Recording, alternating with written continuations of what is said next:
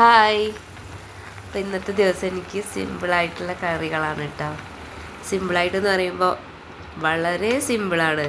ചീര താളിച്ചതും വെണ്ടയ്ക്കുപ്പേരിയാണ് കേട്ടോ.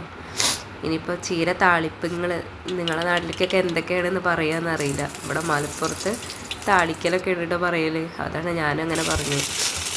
പിന്നെ വെണ്ടയ്ക്കുപ്പേരിയാണ് കേട്ടോ അടുത്തത്. ഇപ്പോൾ സിമ്പിളായിട്ട് ഇന്ന് ഈ രണ്ടെണ്ണം കൂട്ടിയിട്ടാണ് കേട്ടോ ഇന്നത്തെ എൻ്റെ ചോറ്. പിന്നെ ഞാനൊരു തൈര് ഉണ്ടാക്കിയിട്ടുണ്ടായിരുന്നു.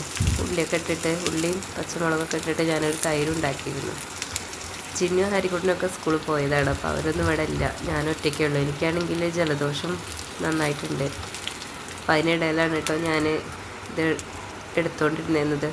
അപ്പോൾ ഞാനതിന് വീഡിയോ എടുത്തപ്പോൾ എനിക്കാണെങ്കിൽ സംസാരിക്കാൻ യൂട്യൂബിൽ ഇപ്പോൾ അങ്ങനെ സംസാരിക്കാൻ ഇപ്പോൾ നല്ല ആദ്യം എനിക്ക് യൂട്യൂബിൽ വീഡിയോ വരുമ്പോൾ എനിക്ക് അത് എഡിറ്റ് ചെയ്തിട്ട് വോയിസ് റെക്കോർഡ് ചെയ്യുമ്പോൾ എനിക്ക് കിട്ടണില്ല.